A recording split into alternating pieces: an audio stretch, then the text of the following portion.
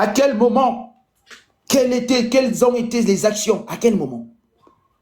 Voilà le nombre des Bamileke ici. Les Bamileke sont officiellement comme ça. Ça veut dire, voilà leur vrai chiffre ici. 18% avec les Bamoun. C'est l'UNESCO. Ce sont les chiffres qui ont été insérés par les Bamileke eux-mêmes. Voilà leur chiffre. Et si on part même vraiment chercher vrai, ça, le chiffre ici doit être même 15% ici. Ils sont unis par quelle tradition? Oh là là. Ils sont unis par quelle tradition? Vous avez quelle tradition ensemble? Laquelle? Le Bafang a quelle tradition avec le Bamenju? Le Bangoula par quelle tradition? Il a quoi à voir avec le Bamenju? Quelle tradition? L'Ondop, c'est quelque chose de récent. Vous avez quelle tradition? L'Ondop, c'est pour les Bamoun, c'est quelque chose qui est très récent. Vous avez quoi? Dites-nous, quelle est la culture Bamileke, c'est quoi? Dites-nous. Monsieur Ngor, montre un peu nous dire la culture Bamileke. Envoyez un peu les demandes, vous les Bamileke. Venez nous dire quelle est votre culture. C'est quoi la culture Bamileke? Monsieur Ngor qui est monté là, ceux-là, Monsieur King, tous ces gens-là, envoyez vos demandes, moi je vais vous accepter. Dites-nous quelle est la culture Bamileke. Moi j'ai les éléments ici. Quelle est la culture Bamileke? Le Bafang a la même culture que le Bamenju. Le Bamenju a quoi à voir avec le Bangoula?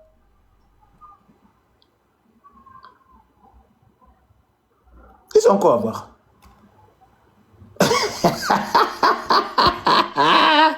Oh là là, Notos Mathieu. Aïe, aïe, aïe, aïe, aïe. Oh là là là là, Notos Mathieu. Waouh. Regardez tous le commentaire que j'ai épinglé là. Regardez le commentaire que j'ai épinglé. Oh là là là là là là là là là là. Voilà donc l'histoire. Bon, comme monsieur, personne ne veut monter pour discuter, pour débattre. Moi, j'ai... Oh là là là là là là là. Oh putain, c'est drôle, c'est drôle. C'est drôle. C'est incroyable. Ils ont la culture. Notos dit que le lustrage des crânes, ouais.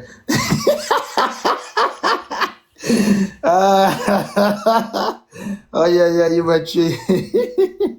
Il va tuer. Ciao, les hommes. Donc, nos chers Bamileke, nos chers compatriotes, ne pensez pas qu'on vous déteste, mais vous dérangez trop. Voilà votre vrai chiffre alors ici là. On a sorti les statistiques. Votre vrai chiffre est là. Et vous êtes dedans avec les Bamoun. Donc ça nous fait 45 000 Bamileke par ethnie là-bas. Donc si le Bafang te cherche les problèmes maintenant, tu dis toi le Bafang, viens bagarrer seul avec tes Bafang, venez m'affronter dans ma tribu. Moi je suis Banen Bakoko, viens alors, viens.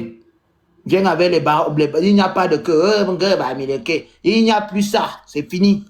Moi je dis ça ne tient pas, tu montes sur mon panel, je suis Bamileke, allez dégage. Tu dégages de ma vue, tu vas ailleurs. Tu es Bafang, tu es Bawang, tu es Bangoulap, tu es Bamenju, tu es Balengu. Voilà vos ethnies là-bas. Venez pas fatiguer les gens ici. Oui, je suis Bamileke, oui, je suis Bamileke, oui, je suis Bamileke. Bamileke de quoi? Tu es Bamileke de quoi? Quel Bamileke? C'est une ethnie? L'ethnie Bamileke, c'est travailleurs. Vous savez qu'il y a des feignants chez les Bamileke. Chez les Mbouds ont acheté quasiment tout le centre-ville de Bafoussa. Ils en parlent. Ils sont dans la guerre économique là-bas. Ils en parlent? Non. Monsieur Temokam nous amène un commentaire ici. Que oui, les Bamileke sont des gens que c'est des écoles. À quel moment? Moi j'ai envie de poser la question, à quel moment? À quel moment ces gens sont des travailleurs? Nous avons vu le document de l'agriculture du Cameroun. Le document sur l'agriculture du Cameroun, on se rend encore compte que c'est la région quasiment qui produit même le moins au Cameroun, c'est encore l'Ouest. Mais vous êtes des grands économistes, comment vous ne créez pas les plus grands champs chez vous? Vous êtes des grands intellectuels. Pourquoi vous ne créez pas les plus grandes universités chez vous? Tous vos lycées et collèges qui sont à Yaoundé là, à Douala là, portez-les, vous les amenez à l'Ouest. Les gens vont venir là-bas. On va voir. Ah, mais mettez, construisez-les à l'Ouest. Qui vous empêche de les construire là-bas? Parce que vous savez très bien que si un Bafang va faire le commerce en Bouddha, il ne va jamais avoir l'argent. Il n'aura jamais d'argent, évidemment. Il n'aura pas d'argent. Parce que ce sont les qui vont consommer, ce sont les qui sont les clients. Le Bamengu va faire le commerce à Bansoa, il va y gagner quoi? Parce que l'Ouest n'est pas ce n'est pas une zone qui est propice au commerce, à quoi que ce soit. Comment dans les gens qui sont dans une zone qui n'est pas propice au commerce se prévalent d'être des commerçants, des grands économistes? Vous m'expliquez ça? Vous n'êtes pas disposé, vous n'avez pas à votre disposition tout ce qu'il faut pour mener à bien le commerce. Vous n'avez pas la côte atlantique. Vous n'avez pas un grand fleuve pour écouler vos marchandises. Vous n'êtes même pas les avant-gardistes de l'histoire économique du Cameroun. Aujourd'hui, par les éléments que j'ai présentés, c'est-à-dire votre connivence, votre collaboration avec l'administration coloniale, on vous a donné une certaine chambre de commerce avec certains acquis, certains atouts économiques. Aujourd'hui, vous commencez à insulter les Sawa, insulter les autres. Ce n'est pas une question de compétence. Bonjour, monsieur Patrice. Je vois que vous êtes assez âgé. Je vois Patrice, prise au hauteur. Donc, vous êtes écrivain. Oui, bonjour mon cher. Bonjour, monsieur Patrice. Oui, vraiment, je suis très très content de tout ce que vous dites là parce que c'est ça qui a retenu mon attention. Et je voudrais vraiment vous encourager dans ce sens parce que lorsque vous présentez des informations comme ça, vous les commentez, c'est une démonstration que vous avez une bonne connaissance, peut-être pas totale, mais une bonne connaissance de notre pays. À la réalité, ce problème dont on parle est un faux problème. Il n'existe même pas, c'est pas un problème du tout. C'est simplement que des individus qui n'ont vraiment rien à apporter et à qui on a tout donné ont choisi de vouloir se prévaloir d'être des gens, n'est-ce pas, qui sont supérieurs aux autres. Moi, je vais même étendre un peu mon discours sur ce que vous avez dit tout à l'heure là, dans d'autres aspects, parce que ce sont ces aspects qui comptent.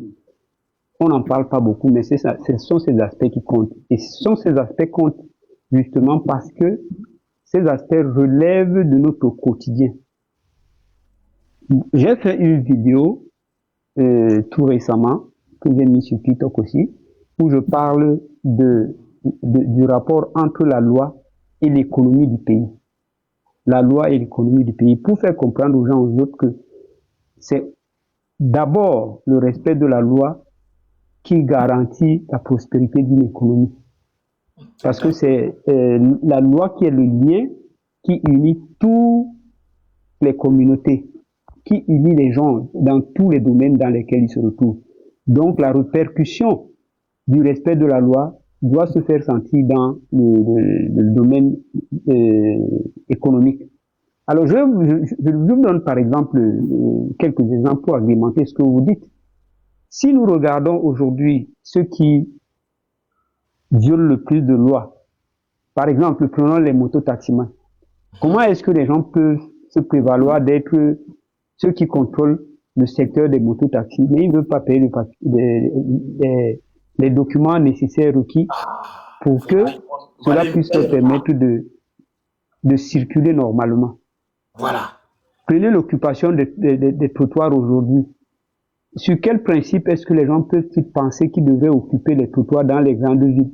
Exactement. Sous le prétexte qu'il n'y a pas de marchés qui sont construits. On ne construit pas les marchés simplement parce qu'on veut les construire, mais on construit les marchés toutes choses en proportion. Il n'y a pas que cela. Essayez de voir tous les aspects, toutes les situations, toutes les conditions, toutes les activités dans lesquelles nos compatriotes bamileke sont impliqués. Et chaque fois qu'ils sont en difficulté, c'est à ce moment qu'ils commencent à parler de tribalisme, on les déteste. Mais comment est-ce que vous pouvez, dans une relation avec les autres citoyens, toujours vouloir violer la loi? Aujourd'hui, si nous prenons le marché, au marché même où on va là, quels sont ceux qui ont tout fait? Nous, quand nous étions jeunes, tout était mesuré. Il y avait les balances au marché pour vendre du riz, c'était les balances. Quels sont ceux qui ont amené les boîtes et les verres, ainsi de suite? Quels sont ceux qui ont amené ça? Ce sont eux, parce qu'ils ne veulent pas respecter la loi. Donc, ils ont bénéficié d'un certain nombre de faveurs que l'administration leur a données. Et ils trouvent que à partir du fait qu'ils ont ces bénéfices, ils doivent mater tout le reste des Camerounais. Donc, il y a plein de choses comme ça, même au niveau du foncier. Si vous regardez comment est-ce que les gens ont accédé aux terres un peu partout, on va se rendre compte que tout cela, ça a été fait dans la violation stricte de la loi. Et les gens s'accrochent là-dessus pour nous donner l'impression qu'ils sont les superman, qu'ils sont les plus intelligents, qu'ils sont les plus riches. Et curieusement, s'ils sont les plus riches, pourquoi leur propre région? Et quand vous avez dit tout à l'heure, vous avez parlé de l'Ouest, et justement, c'est à cause du poids démographique des Bamouns que l'Ouest même donne l'impression, on a l'impression que les Bamileke sont nombreux, parce que quand eux ils disent Bamileke, ils incluent même les Bamouns. Or, si tu dis à un Bamoun qu'il est un Bamileke, tu as des problèmes avec lui. Oui. Alors, comment pouvez-vous avoir de l'argent? Vous estimez que c'est vous qui détenez l'économie du pays, mais vous n'arrivez pas à développer votre région. Quand on sait même que la région de l'Ouest est la plus petite en superficie et que la partie où résident les peuples bamileke ne représente qu'un tiers, pratiquement. Les 7 départements de Bamileke ne représentent qu'un tiers du territoire de la région de l'Ouest, parce que tout le reste, c'est le département du Nil qui est constitué des Bamouns. Donc vraiment, je suis très satisfait que des informations comme ça sortent, qu'on puisse en parler, parce qu'on ne peut pas se limiter à faire des querelles, à raconter les histoires où on est ceci, on est cela, on a fait ceci. Quand vous n'arrivez pas à laver vos propres fesses, vous allez laver les fesses aussi. Et les gens parlent de pouvoir. Et puis les gens se lèvent pour raconter que il y a tribalisme atavique, et il y a ceci ou cela. Alors qu'en réalité, le problème même, si je peux conclure par là, c'est que les communautés bamileke, chacune de ces communautés a ses problèmes internes qui n'a jamais réussi à résoudre. Et ces problèmes commencent d'abord par quoi? Par la politique sociale adoptée, notamment la politique de la natalité dans l'Ouest. L'espace est petit, mais ils ont adopté la polygynie, un homme, plusieurs épouses. Et nous savons que le système à l'Ouest, c'est les Bamileke, c'est que en matière de succession, celui qui prend la place n'est pas seulement successeur, il est aussi héritier, il hérite de tous les biens si jamais son père en avait en termes de terre. Et il est libre de donner à qui il veut. Et comme on ne donne pas là-bas, bien évidemment, les mariages polygyniques étant des mariages à querelle, c'est pour ça qu'ils se dispersent. Parce qu'ils n'ont pas la capacité, la possibilité, du moins, comme chez les Ikans, chez les Sawa, ainsi de tout le reste, où on accède à la terre parce que on la distribue à tous les membres de la famille. Donc, ils ont ce problème, d'abord en premier. Et puis, le deuxième aspect de cela, c'est que les chefferies, les chefs traditionnels, ont un contrôle extrêmement fort sur les terres. Donc, quand vous n'avez pas la terre qui est une richesse avec de multitudes de fonctions, parce que la terre a une fonction économique, ce que les gens ne savent pas. Elle a une fonction, n'est-ce pas, qui est d'abriter les gens, c'est-à-dire une fonction d'habitat. La terre a de multiples autres fonctions. Donc, quand elle n'est pas bien repartie, quand on ne peut pas y accéder chez soi-même, qu'est-ce qui arrive? On se met, n'est-ce pas, à se disperser et pour aller à gauche et à droite pour chercher pour aller chercher fortune.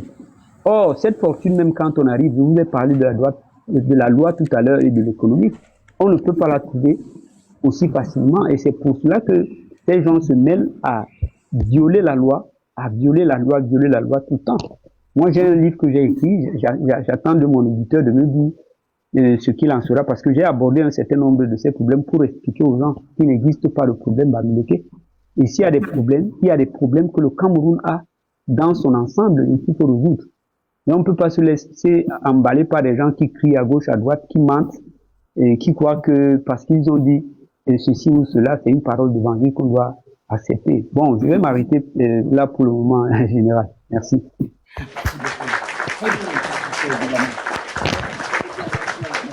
Nous avons avoir affaire à quelqu'un qui a une tête bien faite.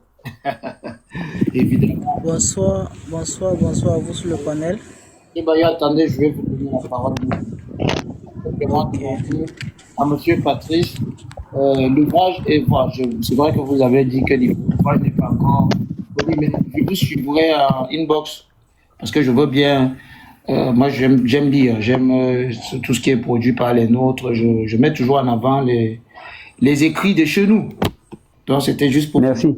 Je serais intéressé d'avoir cet opus et pouvoir le commenter ici. Parce que voilà, vous avez vu un peu ma technique, c'est de commenter d'abord les documents avant de donner un avis. Monsieur Le Bayo. Ok, je serai disposé. Salut. Bonjour, monsieur Le Bayo. Vous avez la parole. Un problème Bamileke ou y a-t-il un problème Bamileke au Cameroun? Vous en pensez? Je pense qu'il y a un problème dans Meleke. Oui, parce que déjà, quand j'écoute le monsieur Patrice parler, tu as l'impression de croire que c'est un homme, tu as l'impression de croire qu'il dit la vérité, ou bien qu'il est très intelligent, ou bien très instruit. Mais quand tu prends un peu de recul, tu vois la réalité, tu te rends compte qu'il est totalement opposé à la vérité. Et concernant les terres Bamileke qui sous-entend dire, si tu vois la réalité, tu vas te rendre compte que bien selon l'histoire. Oh, allez, dégage d'ici là. Tu vas pas venir manquer de respect au patriarche ici. Ça, c'est qui ça? Ah, vous voyez donc qu'on leur reproche cette condescendance, cette mégalomanie qui habite ici. Quand j'entends la voix, j'ai comme l'impression que c'est un petit de 17 ans, 18 ans, avec un langage aussi condescendant. Quand je l'entends, j'ai comme l'impression qu'il est intelligent. Ce n'est que vous qui êtes des intelligents, évidemment. Ah oui. Ce n'est que vous qui êtes intelligent. Voilà donc ce que monsieur Patrice disait. C'est-à-dire, nous avons confondu le laisser-faire et l'incivisme. On a confondu liberté et libertinage. Des gens qui sont, c'est-à-dire qui pensent que la nation, tout ce qui est dans le pays, c'est l'anarchie, c'est pour eux. Ça ne peut plus marcher. J'ai connu, j'ai encore une carte de Douala avant que cette horde-là arrive. On a encore ces cartes-là. Yaoundé pareil. Yaoundé n'était pas aussi sale. Je dirais, je serais un peu plus dur que le monsieur Patrice ici. Monsieur Bayo, ça ne sert à rien de renvoyer votre demande parce que vous avez été condescendant. Et moi, je n'aime pas les gens qui n'ont pas d'éducation là où je suis. Je n'aime pas sentir l'odeur du porc là où je suis parce que le porc n'est pas éduqué. Je n'aime pas ça. Quand vous arrivez dans un panel, on vous accueille, soyez quand même courtois. C'est un monsieur, quand vous voyez sa photo, c'est un papa. Et il n'a rien dit de mauvais, ni de faux ici. La question de la terre, nous l'avons abordée. Lorsque nous regardons le nombre de comment vous appelez ça, les notaires. Ça, on s'intéresse aux notariats au Cameroun. Les notaires sont combien au Cameroun? Je pense que nous avons 62 notaires ou 60 notaires à peu près au Cameroun. Il y en a 42 qui sont de la même région. Ce n'est pas normal. Ce n'est pas du tout normal. Ça aurait été normal si tout se passe bien. Mais le contentieux, quand on regarde au contentieux, les contentieux sous-jacents à cette situation, la situation des expropriations massives, des faux titres fonciers et des fausses acquisitions de terres, on se rend compte encore que, oui, 68 notaires, d'accord, on se rend compte que nous avons quasiment les mêmes individus, la majorité dans ces contentieux. Monsieur Patrice a abordé la question parfaitement ici tout à l'heure en disant que, je reprends peut-être ses propos, hein. Le problème Bamileke va d'abord, c'est d'abord un problème, je vais dire social. Ça part du berceau. Comment est constituée la société Bamileke?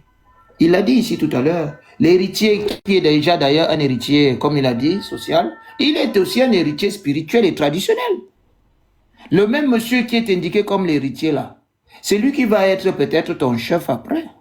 Donc, les grands frères ou les autres frères qui se retrouvent frustrés, la frustration va habiter ceux-là, qui sont démunis de la terre. Parce que la société féodale, la société Bamileke, c'est une société féodale où le chef est le tout-puissant. Le tout-puissant seigneur, qui va même jusqu'à donner des injonctions aux patrons de la terre. Les sous-préfets ont peur des chefs là-bas. Je ne dis pas que l'État est faible, mais on sait comment ça se passe, comment ça s'y passe. Lorsque ces gens sont obligés de partir, regardons Makenene par exemple.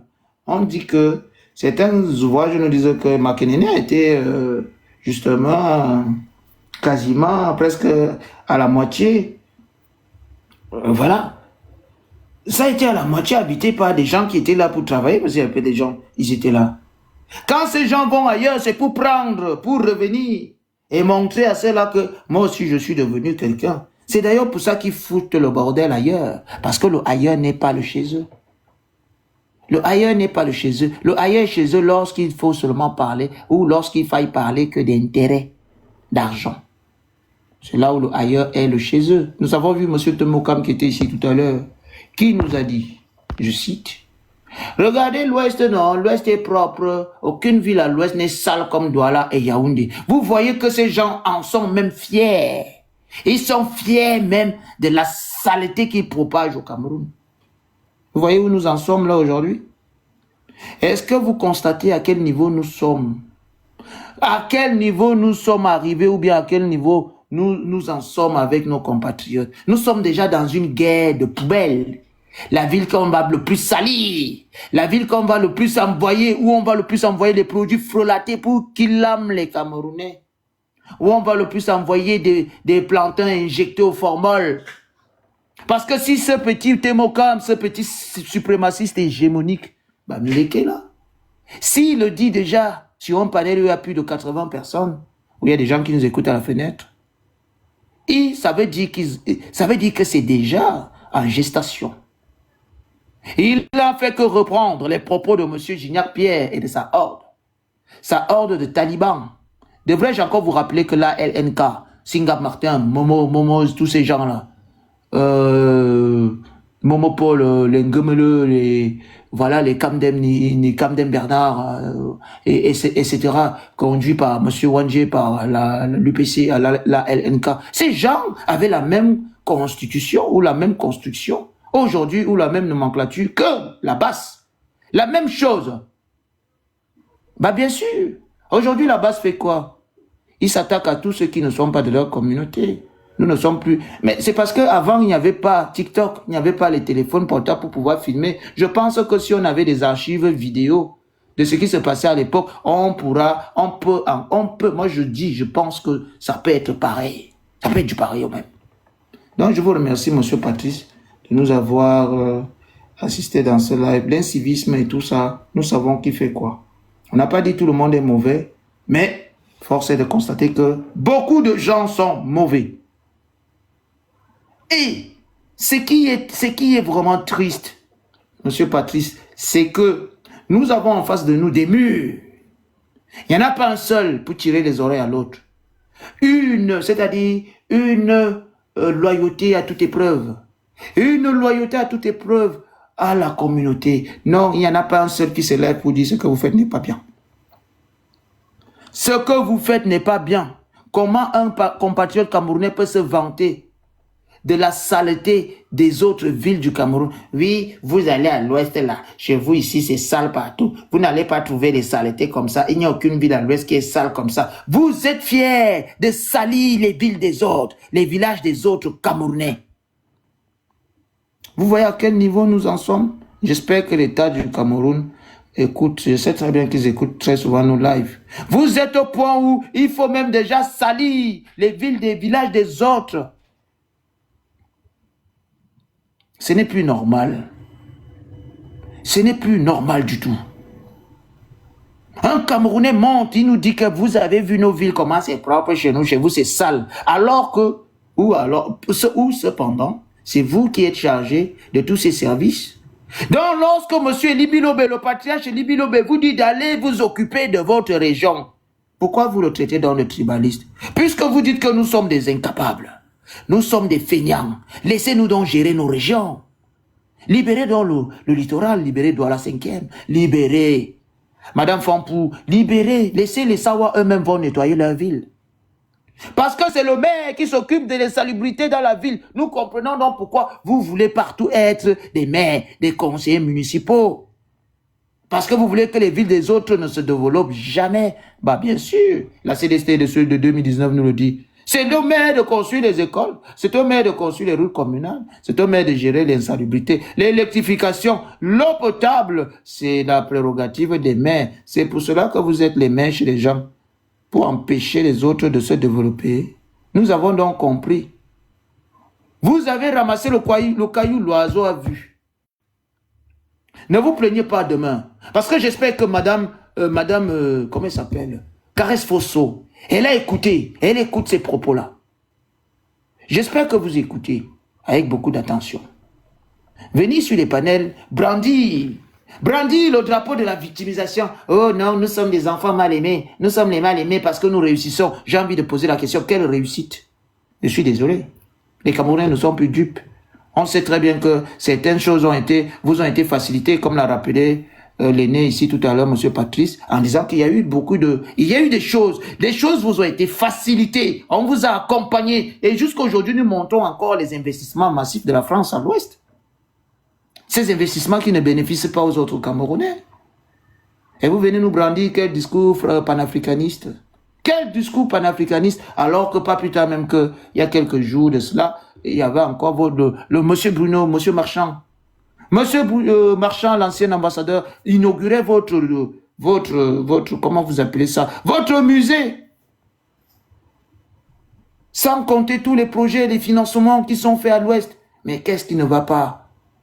Qu'est-ce qui ne va pas? Qui vous déteste à ce moment-là? Madame Caresse Fosse, vous êtes une malhonnête. Et j'ose croire que l'État va vous interpeller. Parce que vous faites ce qu'on appelle apologie au tribalisme. On devrait vous interpeller.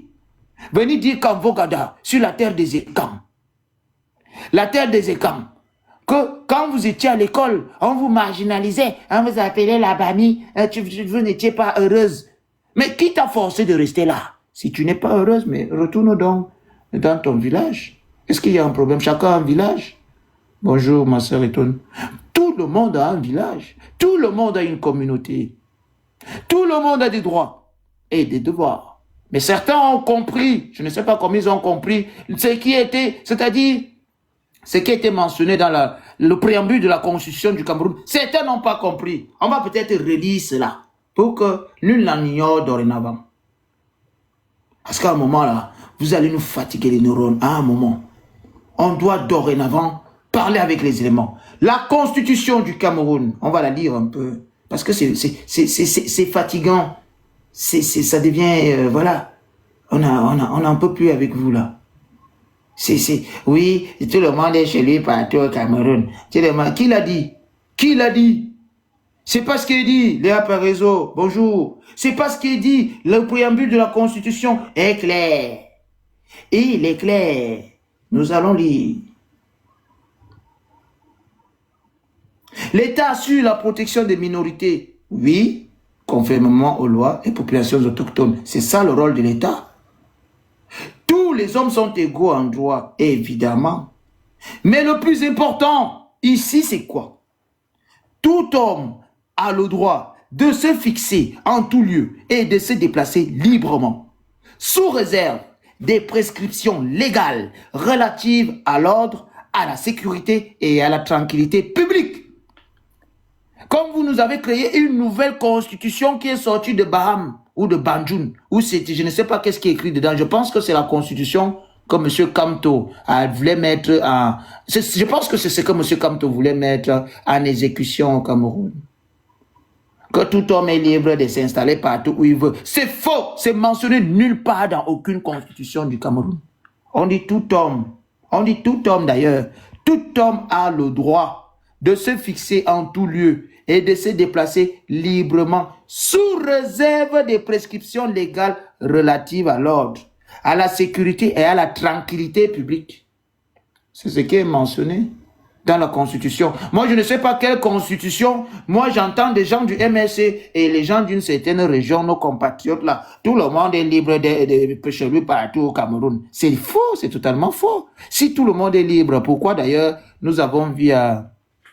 C'était où? Dans un village où c'est à Balengou, c'est où le chef a interdit aux touristes d'entrer dans le village. Nous l'avons vu à Monde Vision ici.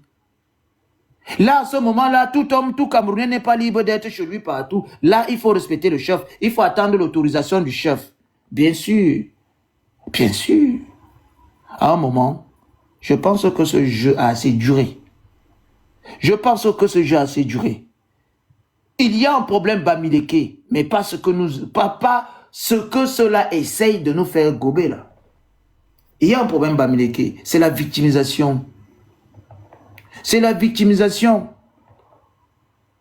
Vous êtes des éternelles victimes parce que vous essayez d'attirer de l'empathie. De l'empathie. Dès qu'on a sorti, les autres peuples sont en train de parler de la structure ou de la forme de l'État. Ça y est, vous avez déjà les victimes éternelles. Les Bamileke sont tous en train de pleurer. Mais on a quel problème avec les Bamileke? Il n'y a pas de problème entre le peuple camerounais. Les Camerounais vivent entre eux. Les Camerounais vivent ensemble. Les Camerounais se marient ensemble. Il y a un problème de partage du gâteau. Il y a un problème de partage du gâteau. Il n'y a pas un problème de tribalisme au Cameroun. Arrêtez-nous ça. Ça, c'est une vue de l'esprit. C'est de la pure fantasmagorie de penser qu'il y a un problème dans un pays aussi particulier. Un pays qui est même d'ailleurs très particulier parce qu'ensemble vivent une constellation de peuples. Une constellation de peuples qui vivent ensemble. Quel est ce discours que vous essayez de mettre, vous essayez de placer, de mettre sur la place publique? Quel est ce discours? On détesterait les Bamileke sur la base de quoi? Depuis quand? Les produits frelatés, c'est qui? L'entreprise du faux ciment a été, elle a été mise à nu à Bafoussam. L'eau frelatée pourrie avec la piste de porc par les toilettes qu'on montrait, c'était toujours Bafoussam. L'entreprise des faux médicaments périmés, dangereux pour la santé, nocifs pour la santé des Camerounais, Bafoussam. Le faux carburant, machin qui casse des moteurs, qui brûle même, qui prend feu partout, Bafoussam. Le faux ciment, Bafoussam.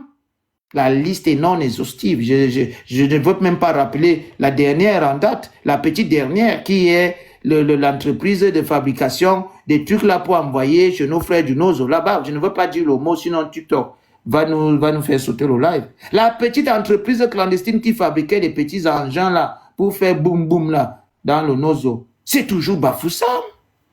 Et ça, ce sont les faits que tout le monde peut voir. Le poisson pourri qui a été distribué dans tout le Cameroun, c'est encore qui? Ce n'est toujours pas les mêmes gens. Les entreprises clandestines de fabrication du faux Matango, des fausses Heineken, des fausses bières, des bières nocives, des trucs au formol. On a vu on a séché du poisson c'est incroyable. Et j'entends quelqu'un venir me dire que c'est une chance pour le Cameroun. Bon. Ça dépend de comment nous définissons la chance. Je ne sais pas si M. Patrice voulait rajouter quelque chose avant que je ne passe au point suivant. Il va falloir vous démuter. Je ne sais pas si vous arrivez à vous démuter, M. Patrice. Je ne sais pas si vous vouliez rajouter quelque chose. Bon, je pense qu'il a un problème avec le micro. Donc, moi, je dirais ceci. Oh, monsieur Bami, toi, tu ne montes jamais sur les panels, mais tu viens me fatiguer. Moi, je te mute directement. J'ai pas le temps, là, avec tes conneries, là. Oui, allez-y, monsieur Patrice. Je ne sais pas si vous voulez. Oui. Bon, moi, tout ce que vous dites là, je corrobore avec ça. Hein. D'ailleurs, j'ai dit dans un entretien, même dans une vidéo que j'ai fait, pour dire aux gens que, en fait, si nous voulons résoudre les problèmes du Cameroun, il faut pouvoir les aborder de manière systémique. C'est-à-dire que j'ai parlé tout à l'heure du rapport de la loi et l'économie, mais nous avons quelque chose de très important qu'il nous faut prendre en compte, c'est-à-dire la dimension anthropologique, qui voudrait qu'on sache tous que toutes nos communautés, chacune, n'est-ce pas, dans son organisation, dispose de ses coutumes.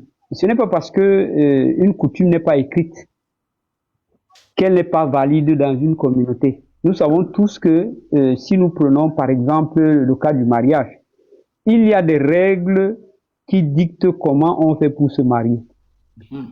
À côté de cela, nous avons le fait que toutes nos langues ont des contenus qui permettent de désigner par exemple les espaces, ce qu'on appelle la toponymie. On parle aussi de l'anthroponymie, et ainsi de suite. Non seulement cela, dans nos langues, il y a des mots et des noms qui désignent les gens chacun. Donc, on sait ce que chacun devrait être au sein de sa communauté et en dehors de la communauté. Donc, bien évidemment, lorsque nous regardons à ce que nous avons donc nos coutumes à nous, il est évident que les uns et les autres qui veulent traiter de la question du tribalisme et ainsi de suite rentrent en profondeur dans l'étude anthropologique de nos communautés pour savoir comment ces sociétés sont organisées, comment elles fonctionnent, n'est-ce pas, qu'est-ce que nous avons comme code à l'intérieur, qu'est-ce que nous avons comme coutume, comme tradition, quelles sont les pratiques et comment on désigne l'environnement, comment on gère par exemple les terres de manière ancestrale, comment les terres étaient gérées. Et ensuite, on peut regarder donc du point de vue sociologique, c'est-à-dire qu'on peut s'intéresser à voir les interactions qui déjà peuvent avoir lieu à l'intérieur des communautés et ensuite des interactions qui peuvent avoir lieu entre deux communautés qui ne sont pas, qui sont étrangères l'une et l'autre. Et c'est après donc qu'on pourra avancer pour regarder le problème aussi sur le plan économique par exemple, parce que toutes nos communautés avaient des systèmes économiques qui permettaient que les gens puissent produire, redistribuer, distribuer et redistribuer. Donc il y a des économies qui étaient mises en place. Ce qui fait donc que, en fait, on n'a même pas forcément besoin de faire certaines comparaisons qui n'ont aucun sens. Mais considérer chaque communauté d'abord telle qu'elle est avant de venir sur l'échiquier national. Et tous ces éléments sont très importants à prendre en compte parce que même quand je parlais du foncier tout à l'heure là, chaque communauté, si on va même chez les Baïgeli, les Bakota, ceux qu'on appelle les Pygmées, nous verrons qu'ils ont une organisation domaniale et foncière qui est très stricte et qui leur permet de vivre, quoi, de subvenir à leurs besoins. Et alors, quand on a regardé cela, on peut regarder donc l'élément psychologique parce que les coutumes, le mode de vie des gens, n'est-ce pas, donne aux gens de développer un certain nombre de comportements vis-à-vis d'eux-mêmes, vis-à-vis de leur communauté et ensuite vis-à-vis des autres. Et ce que les gens ne comprennent pas, ceux qui parlent des Bamileke qui se victimisent et tout cela, ce qu'ils n'arrivent pas à faire, c'est que ils n'arrivent pas à s'étudier pour voir quels sont leurs propres comportements avant d'aller dire que le comportement des autres est ainsi. Donc, la dimension psychologique est là. Et ensuite, il faut regarder l'histoire des peuples d'abord et l'histoire du Cameroun lui-même. Parce que c'est en cela qu'on peut donc effectivement, n'est-ce pas, identifier d'éventuels problèmes qu'il y aurait entre les communautés. Et à ce moment-là, on pourra donc voir du point de vue juridique, comment construire. Et je me réjouis de ce que tout à l'heure là vous avez évoqué la Constitution et la conclusion de cette partie que vous avez lue du préambule est très importante à prendre en compte. Parce que lorsque les gens pensent qu'ils se retrouvent, ils sont au Cameroun et qu'ils peuvent s'installer n'importe où, n'est-ce pas, sans toutefois, n'est-ce pas, se conformer à la loi, ça fait un problème très sérieux. Donc, quand j'ai évoqué toutes ces choses-là, politiquement, enfin, on pourra donc organiser ce qu'on appelle le vivre ensemble, parce que chez nous, malheureusement, ceux qui se plaignent sont ceux qui, le plus, n'est-ce pas, sont en train tout le temps de dire, de prôner le vivre ensemble, alors que ils ont du mal à vivre avec les gens. Moi, je vais vous donner un exemple. Des choses qui nous souviennent dans le quartier où j'habite et même aux environs de notre concession familiale. Vous imaginez que, en termes de propriété, comme vous avez dit tout à l'heure là, moi, je me lève le matin à mon âge et j'essaye de mettre la propriété sur la rue qui passe devant notre concession. C'est vrai que nous sommes un peu dans un quartier dans un quartier, enfin, dans un quartier, c'est un village, mais c'est une zone d'habitation où il y a des immeubles, et ainsi de suite. Nous-mêmes, nous sommes dans un immeuble. Alors, pendant que moi, je balaie, chaque fois, chaque semaine, au moins une fois, je mets la propreté. Il y a des gens dans le voisinage qui, éventuellement, pourraient être de cette communauté-là, qui trouvent qu'ils doivent porter les sacs d'ordures et venir les déposer devant notre concession. Et quand on a parlé de cela, ils estiment que non, c'est pas eux. Et ils font ça nuitamment. Ils font ça nuitamment. Alors que c'est pas correct. Donc, le problème, en fait, comme j'ai dit, malheureusement, les gens pensent souvent que c'est l'État seulement qui doit prendre la responsabilité de le faire. Mais moi, je pense que les communautés aujourd'hui, les communautés devraient pouvoir s'organiser pour associer, n'est-ce pas, les intelligences que j'ai dites là tout à l'heure, qu'on étudie un certain nombre de situations comme celle du tribalisme, les problèmes bamileke et tout, pour sortir des conclusions qui montrent que ce problème-là est un problème, c'est une invention, c'est imaginaire, c'est pas vrai. Et que nous devrions beaucoup plus nous concentrer sur des problèmes qui minent la société tout entière. Donc, ce problème-là, cette stigmatisation, c'est-à-dire que cette évocation-là même déjà constitue un problème pour le Cameroun. Et c'est pour cela que les gens doivent se mettre pour tuer ce problème. C'est de même que je vais vous, par exemple, si vous permettez, je vous parle, vous avez entendu parler du problème anglophone.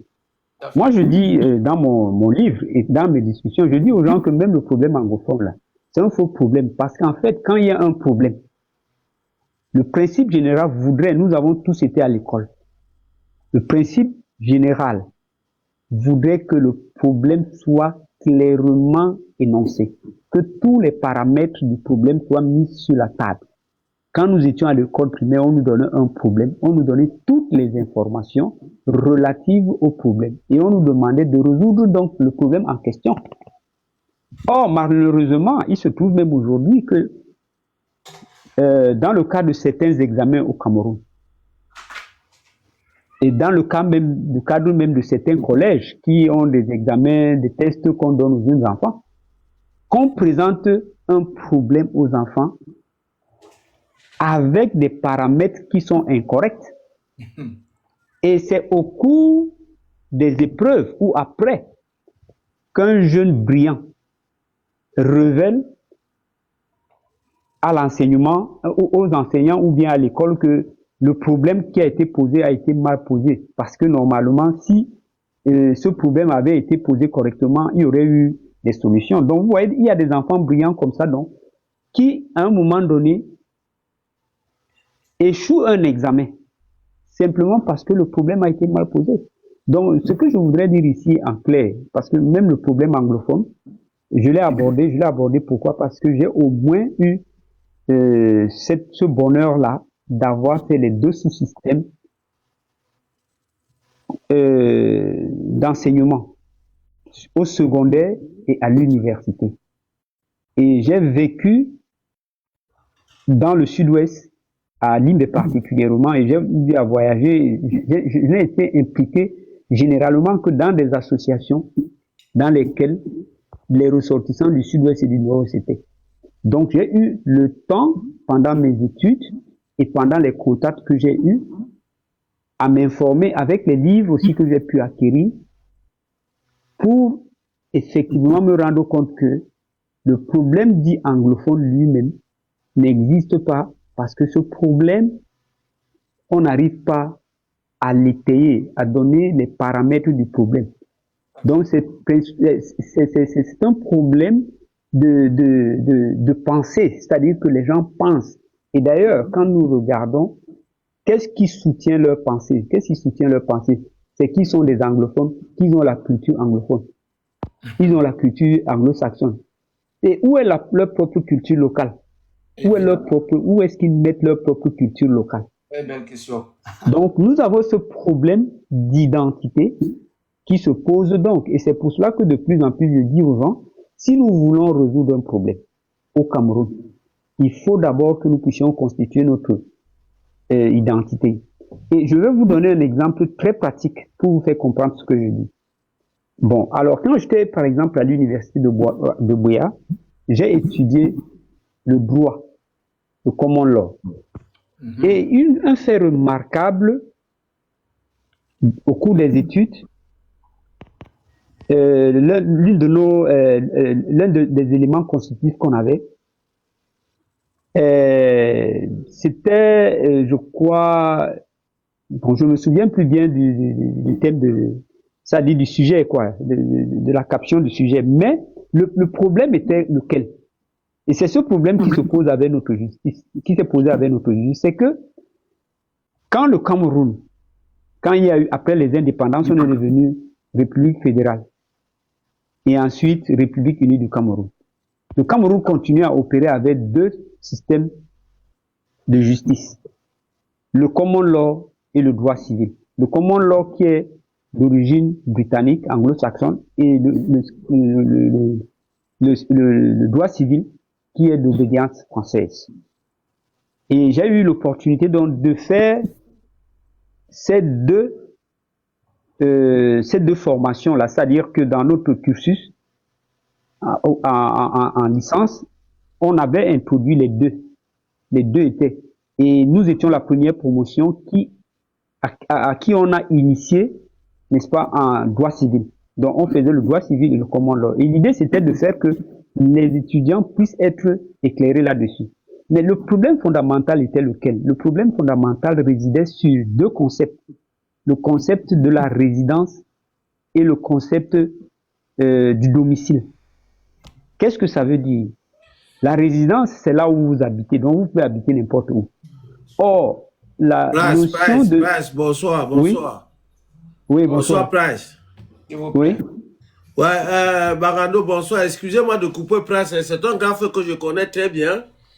Donc, je suis quand même étonné de le voir dans le panel, etc. Donc, voilà. Price, pondons-nous. Allô? Oui. Oui, sont dans nous, non? Eh? Bon, mais sont en ébouam. Pondo na besenge, grand petit frère Koto. Ah, ouais. On s'est vu dans le taxi quand j'étais au Cameroun. Ouais, non, ça va. Ouais. Tu sais, Donc, tu connais aussi que Léa, c'est le nom de papa, non? Je sais. Tu sais, ça fait des lustres qu'on s'était pas vu. Ouais, ça fait des années qu'on s'était pas vu. Ouais, mais on s'est vu dernièrement là dans le taxi, on s'est salué. Absolument, je me souviens, mais après peut-être 20 ou 25 ans sans qu'on se voie. Oui. Dis au général de nous excuser, hein, que je te connais, tu es un grand frère que je te connais très bien. Ok. Je crois qu'il a compris. D'accord, merci bien, tu peux continuer. Il n'y a pas de souci. Oui, bon, j'étais en train de parler de la question du problème qu'il y a eu en ce qui concerne le common law et le droit civil. Alors, le problème qui se pose, c'est lequel? C'est que, j'ai dit, il y avait la question de la résidence et du domicile. Alors, la résidence, tu peux habiter n'importe où, au Cameroun. Mais en matière de résidence, tu es identifié par rapport à tes origines ethniques, à ta région d'origine. Donc, le Cameroun avait deux juridictions et c'est l'une des raisons pour lesquelles vous entendez les Ambazoniens là se battre. Il y avait deux juridictions. La juridiction du common law qu'on voulait qu'il soit absolument appliqué dans le nord-ouest et le sud-ouest, et la juridiction du droit civil. Et quel est le problème donc avec cette affaire de domicile? C'est que si un anglophone qui habite à Douala, par exemple, commet un crime à Douala, parce qu'il est de la juridiction du common law, on dit qu'on ne peut pas le juger dans nos tribunaux où on applique le droit civil. Et inversement, c'est-à-dire que si un Camerounais... Donc vous voyez un peu que tout cela ne devait qu'encourager la criminalité. C'est-à-dire vous commettez un crime là-bas, et puis, lorsqu'il faut qu'on vous juge, les gens vous disent non. On ne peut pas vous juger là-bas.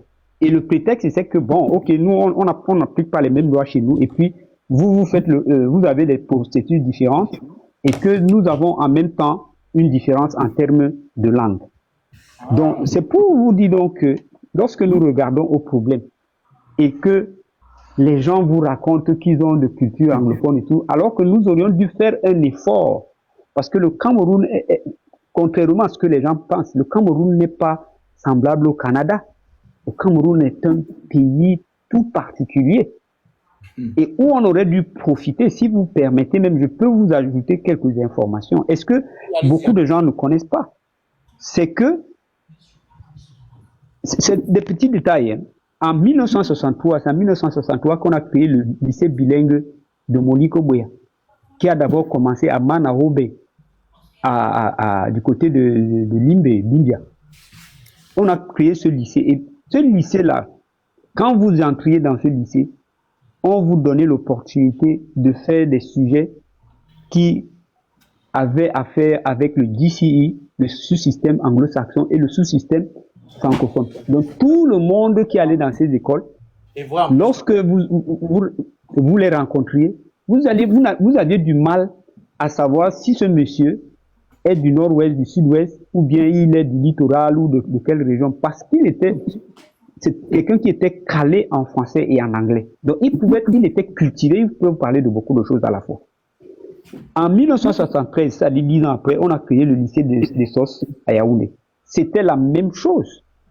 Malheureusement, au lieu qu'on continue et qu'on voit la possibilité d'améliorer ce système pour que les Camerounais parviennent à une situation où ils sont vraiment des gens bilingues, des gens assez capés là-dessus, on ne l'a pas fait.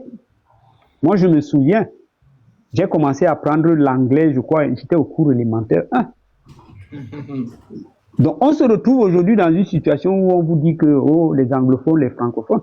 Et parfois, je rappelle même aux gens que nous, qui sommes de la côte là, nous avons eu le contact avec les Anglais, les Britanniques, avant, par exemple, ceux du Nord-Ouest qui montent les muscles pour faire croire qu'ils sont plus anglophones que les autres. Tout à fait. Et il y a des reliques. L'église du Centenaire, c'est Saké qui a fait construire ça. Le collège Alfred Saké a été nommé, n'est-ce pas, en l'honneur de Saké. Et je vais vous raconter une autre petite histoire. C'est que quand j'étais au collège Alfred Saké, nous recevions des jeunes filles qui venaient au collège Alfred Saké. À l'époque, il y avait les dortoirs. Ces jeunes filles devaient passer peut-être un mois avec nous pour apprendre le français. En fait, cette fille venait d'où? Cette fille venait de Limbe, où il y a un collège qu'on appelle Seka Baptist College. C'est un collège de filles.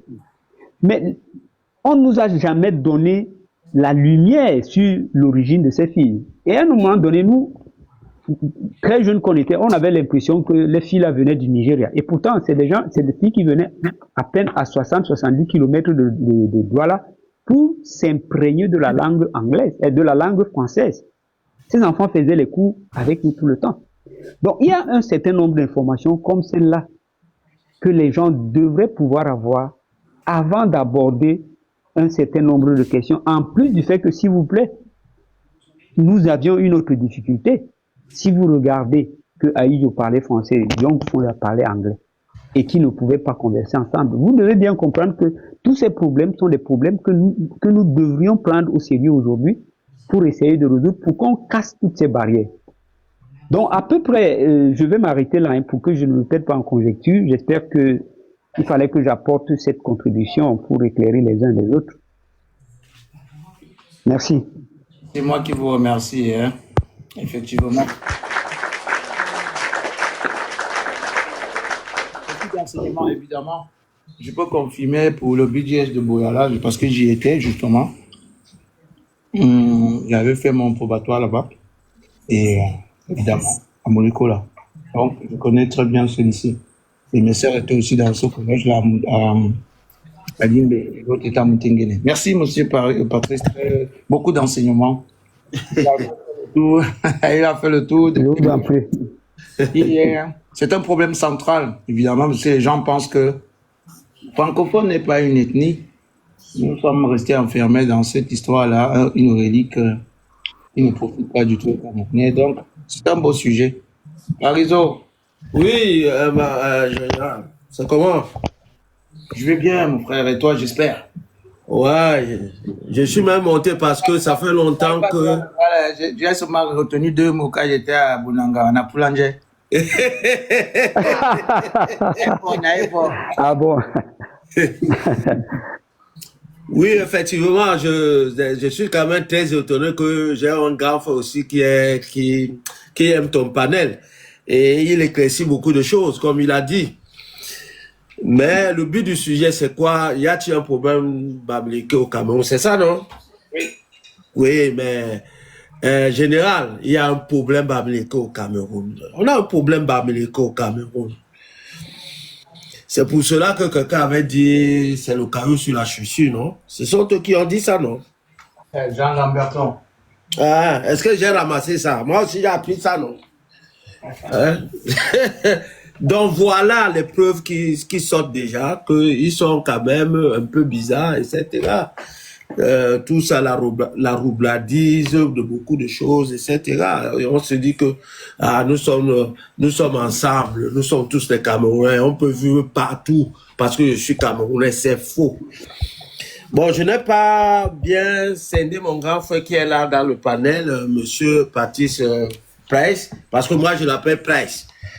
Donc, en ce qui concerne, parce que je voulais un peu l'écouter, parce que lui, le Cameroun, on s'est vu dernièrement, et parce que ça fait longtemps que je suis déjà ici, et moi, je ressentais un peu ce petit problème des Bamileko au Cameroun, parce que quand j'avais eu mon CAP électromécanique, au CETI de Bassa à l'époque, j'avais fait comment dirais-je, j'avais demandé un emploi au niveau de la société UCB, Union Camerounaise de Brasserie du Cameroun. Et j'étais tellement très talentueux, j'arrive là-bas, j'ai vu directement ce petit truc de tribalisme directement. Directement, on m'a dit ça à l'œil que vous n'êtes pas le bienvenu ici. Cela m'a blessé d'une manière que j'ai gardé ça jusqu'à nos jours. J'ai gardé, et le jury qui était devant moi, c'était un albinos qui était directeur du personnel là-bas. Donc, il m'a caché ça directement. Donc, à l'époque, cela m'a fait mal jusqu'à nos jours, que j'ai dit, mais il y a un problème. Il y a un problème. Ce sont que eux qui travaillaient là-bas, etc. C'était les sociétés, la brasserie, même quand M. Siak a pris la brasserie, c'était la même chose. Quand Niat aussi a pris la Sonnelle, c'était la même chose. Mais vraiment, oui, le général, il y a un problème. Il y a un problème.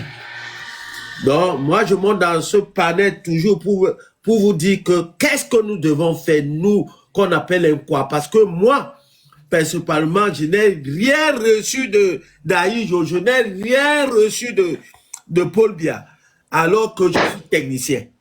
Je suis technicien. En Europe aussi, je suis monteur de réseau à Eurostorel. C'est-à-dire, je suis technicien. Et j'ai besoin de rendre service à mon pays. Avec tout ce qui se passe là-bas, j'ai peur. J'ai peur. À la Sonnelle, j'ai navigué la Sonnelle 10 ans. Je n'avais pas d'emploi. Mais les autres avaient d'emploi. Donc, tout ce que je vous dis est que, vraiment, M. Kamto nous a dévoilé, Dieu merci, il est venu dans quelque part, dit que, est-ce qu'il y a un concours pour être boulot? Ça veut dire beaucoup, hein? Ça veut dire beaucoup. Donc, oui, parce que, moi j'ai fait Konsamba, j'ai fait un peu, j'ai fait Nangaï Boko, j'ai fait Mbalmayo, j'ai fait Beyrouth, c'est-à-dire Betoa. Mais quand j'arrivais là-bas, on m'accueillait comme un enfant de la maison, j'étais bien. Mais à Bafoussam, j'ai été là-bas une fois, merde. J'ai même refusé de fréquenter là-bas. Quand mon oncle m'a dit, oh, on t'a pas pris, j'ai seulement dit, Dieu merci, je vais rentrer. J'ai pris la voiture le même jour. Je suis rentré sur Douala. Oui, il y a un problème Bamileke au Cameroun. Il y a un problème. Si celui qui dit qu'il n'y a pas un problème Bamileke au Cameroun, vraiment, c'est que lui aussi, il est autrement. Il est autrement. Donc, qu'est-ce que nous devons faire, le général? Qu'est-ce que nous devons mettre en place? Nos villages même sont déjà tout pris. J'ai un petit truc là-bas à Koto. Je suis centré par eux. Je ne peux même pas causer avec un frère du village de Bassa là-bas. Non. Ils sont même en train de mettre en place leur chefferie, etc. Retourner les noms des quartiers à leur nom. C'est moi qui vous le dis. J'ai été là-bas l'année dernière. Non, cette année, c'était au mois de mai. Là où j'ai vu le grand frère Prince dans le taxi, je partais chez moi. Donc, vraiment. Hein? Ils mettent les noms. Ils mettent les noms Carrefour 3 bordel. Oui, même les noms du quartier, c'est-à-dire ils viennent chez vous, le quartier, là où je me suis installé, c'est à Koto Village. Et à Koto Village, le quartier là s'appelle ou bien c'est Zapé, ou bien ça a un nom comme ça. Babi, je ne sais pas si tu presses. Oui. Est-ce que tu connais à Koto là, en allant vers lundi là? Ah, où c'est Sapé? Ouais, Sapé. Si tu vois comment le chef du quartier là-bas, le chef du quartier, c'est un gars, c'est un monsieur Boulou, et tout la joie, c'est un Bamileke. Moi, je suis à côté de l'église catholique qui est au niveau de Toiture Rouge là. Tu comprends là où je suis, non? Oui. Je suis le seul gars Sawa qui est là-bas. Je suis centré du nord au sud, de l'est à l'ouest, par ces gens-là. Ça me dépasse, mais c'est-à-dire, j'ai même le dégoût. Parce que c'est-à-dire, même les gars de Bassa, qui m'ont vendu le terrain n'existent plus là-bas. C'est dommage. Hein. Ah oui? N'existe plus là-bas. Venez là-bas, vous allez voir. Souvent, quand j'arrive là-bas, je tourne.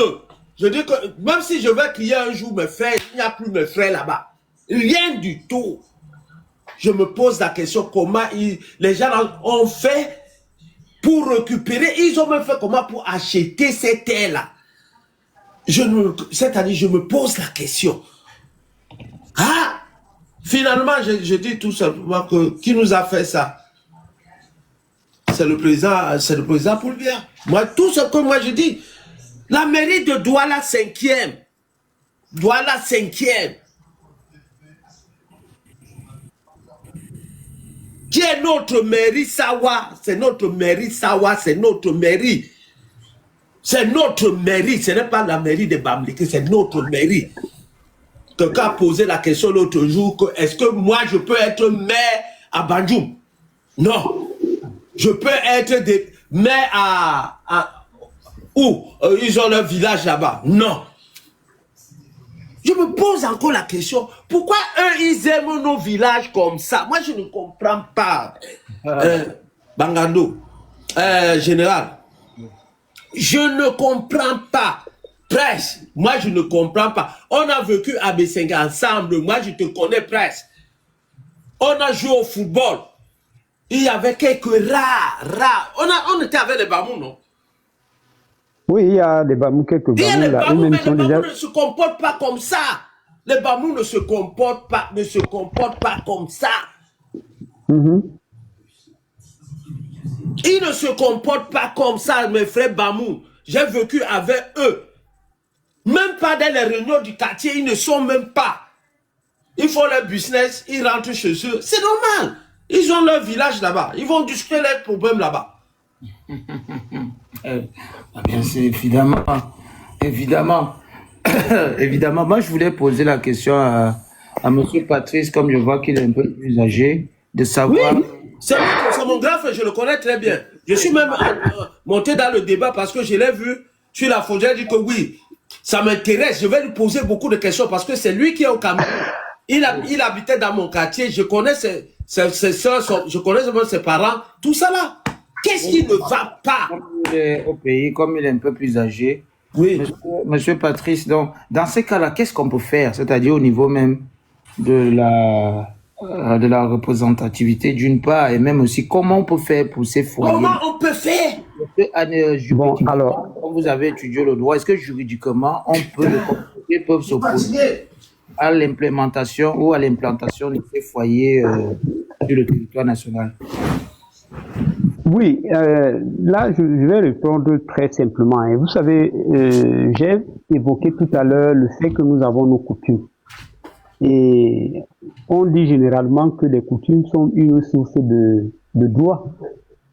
OK?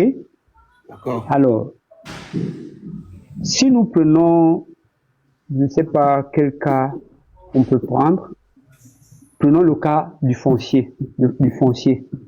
Moi, je suis en train de faire, entre autres, bon, je trahis le secret, je ne vous l'ai pas dit, je suis en train de faire une recherche en thèse sur la propriété foncière. Si vous regardez chez nous, dans le Sauerland, et même pas seulement dans le Sauerland, c'est un phénomène mondial. Je vous ai parlé tout à l'heure de l'anthroponymie et je vous ai parlé de la toponymie. Quand on parle de toponymie, on renvoie à quoi? Les noms des lieux par rapport à la géographie, à la topographie. Voilà, par rapport à la géographie. Vous savez qu'il y a la topographie. Alors, voilà. Ça vient de topographie. La topographie, donc toponymie. C'est le fait de nommer des espaces. OK? Alors, si vous regardez,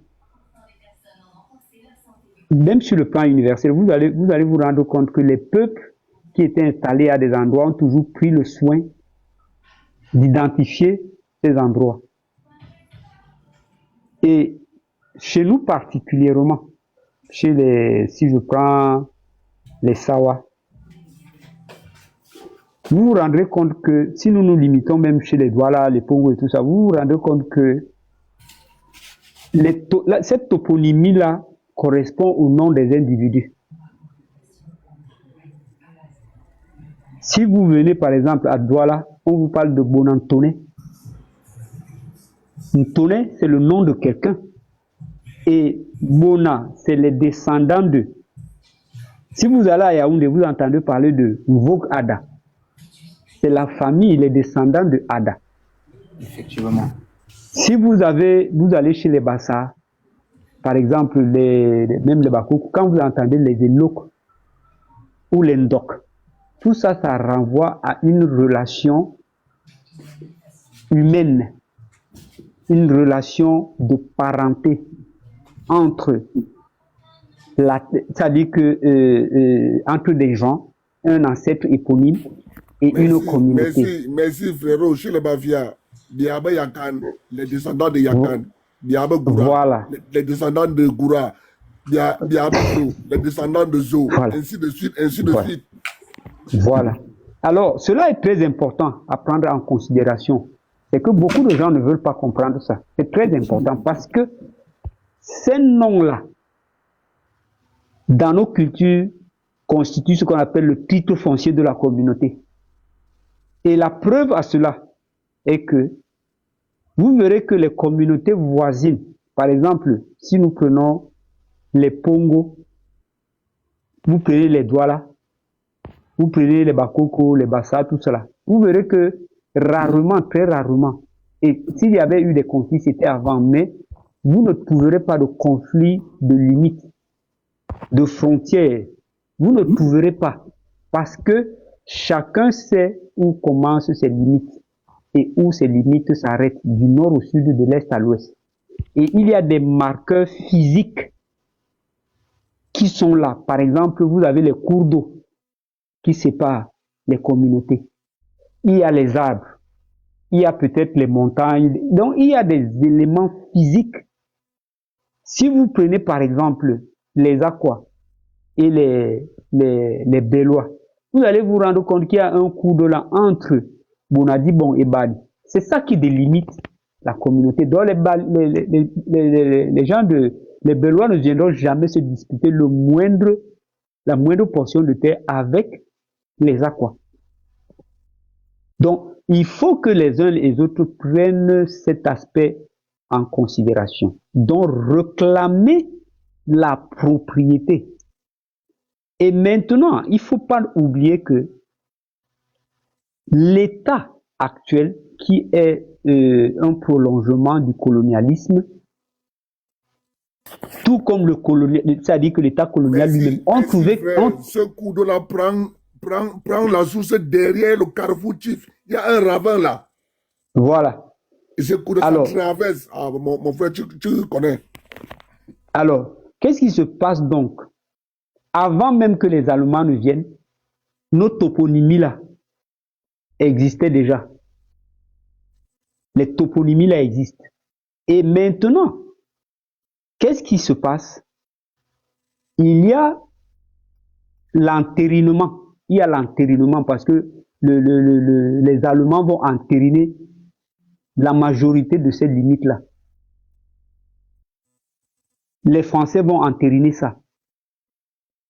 Et puis, l'administration actuelle. Mais la chose qui se passe, le problème qui se passe, c'est que quand on veut créer ce qu'on appelle on a créé le ministère de l'administration territoriale pour créer les circonscriptions administratives, les arrondissements, les départements, les provinces comme c'était avant les régions. On a fait en sorte que certaines communautés puissent être à cheval entre par exemple, 2 arrondissements, 2 départements et 2 régions. Nous avons le cas des Bassa d'Union et Kélé, qui sont dans le centre. Il y a les Bassa qui sont dans le sud. Pour ne citer que ces cas-là. Donc maintenant, nous avons besoin tous de posséder ces informations parce qu'en les possédant, nous affirmons notre identité. Nous affirmons également nos droits de propriété sur les terres. Maintenant, en ce qui concerne je vous révèle aussi que je suis engagé aussi, parce que je suis un responsable, un acteur politique. Je ne fais peut-être pas encore beaucoup de bruit, mais je vais le faire davantage. Et mais je voulais faire mon travail en utilisant des éléments tangibles avec lesquels on ne discute pas. Parce que les discussions de plateau là où on s'insulte, c'est pas bon pour moi. Alors, maintenant, sur le plan des mairies, tels que Elimbi Lobé l'a souvent dit, et il a raison, le découpage ou bien l'attribution des places est faite pour que chaque communauté soit effectivement représentée par ses membres, par les autochtones. Je sais que le mot autochtone, pour certains, quand on l'utilise, ça fait mal. Or, tout le monde est autochtone quelque part. Alors, le livre que je vous ai dit tout à l'heure, là, général, ce livre-là, j'essaie de parler de la question d'autochtonie et la question de l'allochtonie. Et j'ai même écrit un test. Un test, je dis un test. Si vous voulez savoir que vous êtes autochtone, il faut que vous remplissiez ces conditions. Si vous ne remplissez pas ces conditions, vous ne pouvez pas être un autochtone. Ne vous déclarez jamais autochtone parce que vous êtes né là-bas. Ne vous déclarez pas. Il y a des conditions.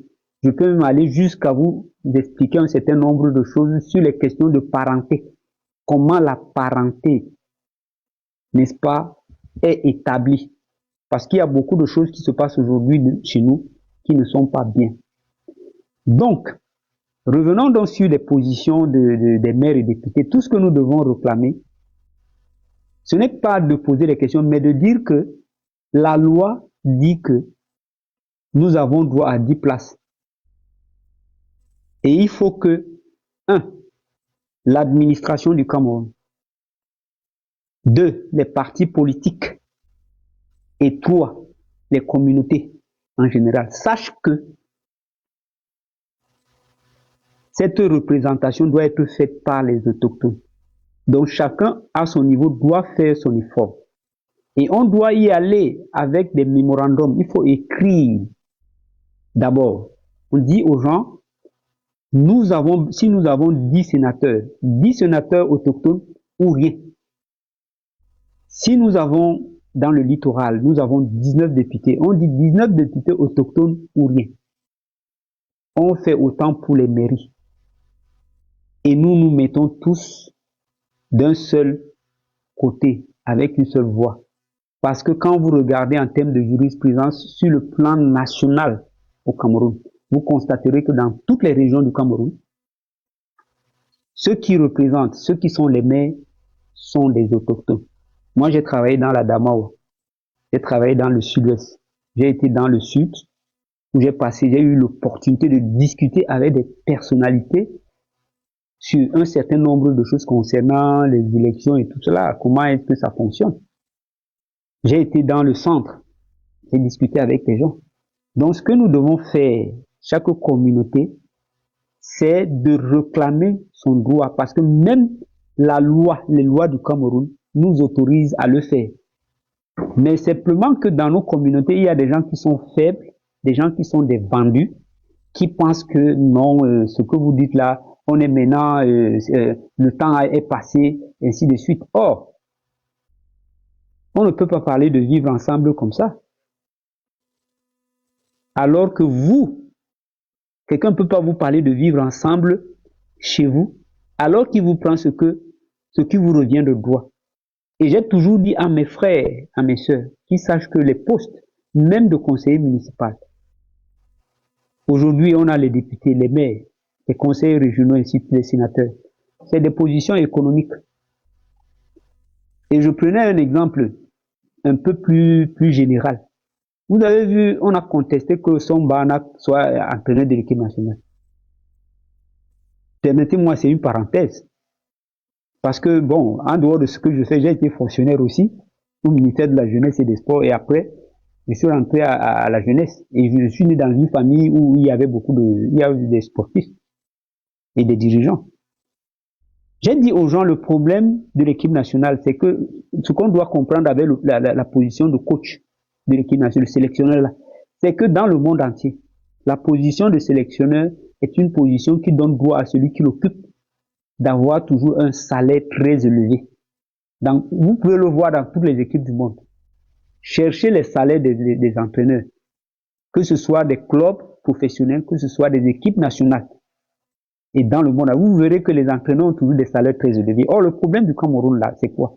C'est que les gens au ministère de la Jeunesse et Sport, des Sports et Éducation, il y a ce qu'on appelle le collège des entraîneurs nationaux.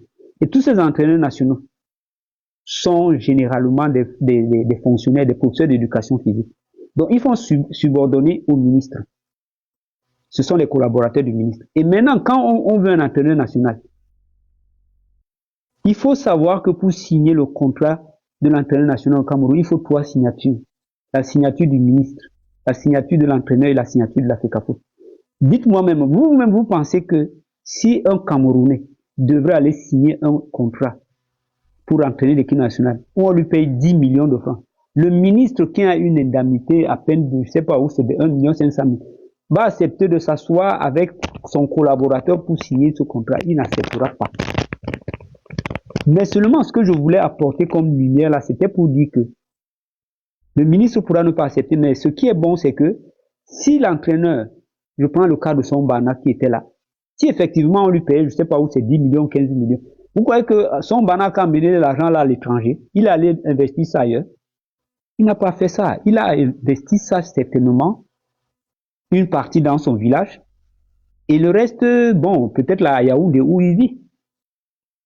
Donc c'est pour dire que quand on est conseiller municipal, on est, je sais pas quoi, député, maire, ainsi de suite,